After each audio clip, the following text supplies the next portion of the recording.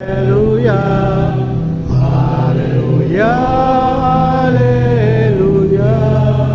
hallelujah, hallelujah, hallelujah, hallelujah, hallelujah, hallelujah, hallelujah, hallelujah.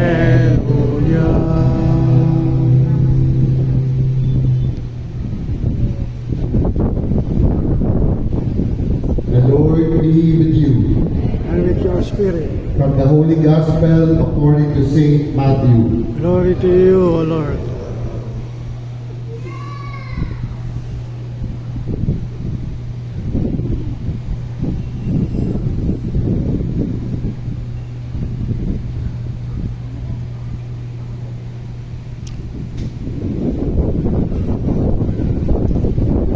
When Jesus was born in Bethlehem of Judea, in the days of King Herod, behold, Magi from the east arrived in Jerusalem, saying, Where is the newborn King of the Jews?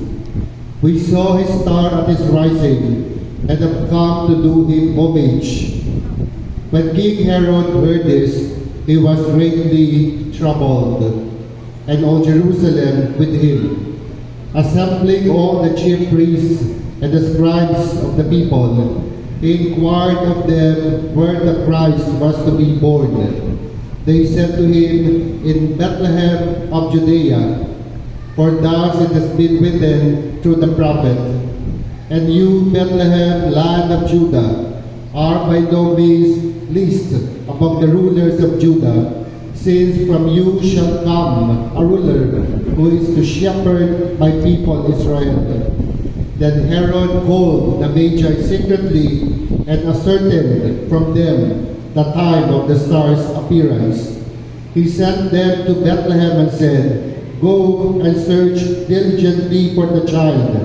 When you have found him, bring me word, that I too may go and do him homage. After their audience with the king, they set out, and behold, the star that's been seen at its rising preceded them, until it came and stopped over the place where the child was. They were overjoyed on seeing the star, and on entering the house, they saw the child with Mary's mother. They prostrated themselves and did him homage.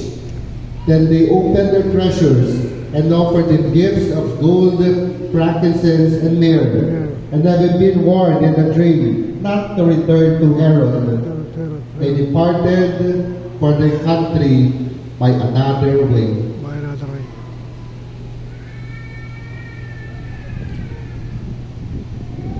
The Gospel of the Lord. Praise to you, Lord Jesus Christ.